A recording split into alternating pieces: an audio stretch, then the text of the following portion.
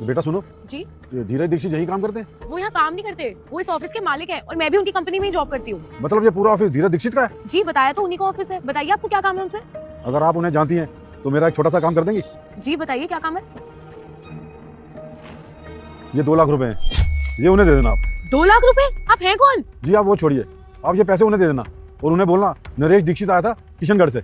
अच्छा तो आप सर के गाँव से आए हैं? हाँ उनके गाँव से हूँ, मैं उनके पड़ोस में ही रहता हूँ और मैं किसी काम से शहर आया था और मैंने सोचा ये पैसे उन्हें देता जाऊँ। सर फिर आप बाहर क्यों खड़े हैं? आइए अंदर चलिए, वो आते ही होंगे, उनसे मिलके चले जाइए।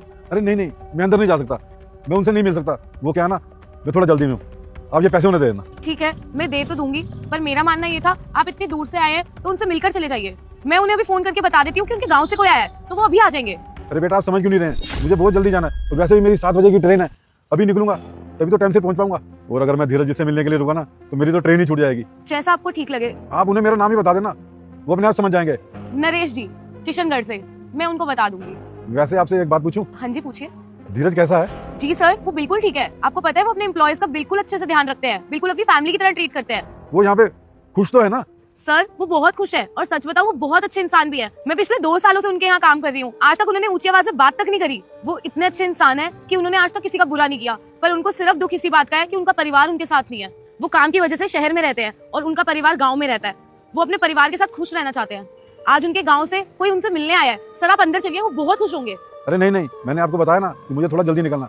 और कभी धीरज ने बात नहीं की कि परिवार वाले कैसे हैं, गाँव वाले कैसे हैं? कभी उसने बताया कि परिवार में कौन कौन है, परिवार कैसा है और वो अपने परिवार के साथ क्यों नहीं रहता है? सर ये सब तो नहीं बताया उन्होंने, पर हमें इतना पता है कि वो अपने परिवार के साथ रहते तो वो बहुत खुश रहते। उसे अपने परिवार की बहुत याद आती है ना?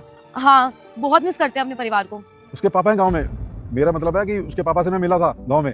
उनके पापा को जानकर बहुत खुशी होगी कि उनके बेटे ने शहर में बहुत बड़ा मकाम हासिल कर लिया है और बहुत बड़े ऑफिस का मालिक भी। मैं गंगाधर तुमको आदेश देता हूँ, लाइक करो, सब्सक्राइब करो और मैं तुम्हारे सभी पाप हर लूंगा।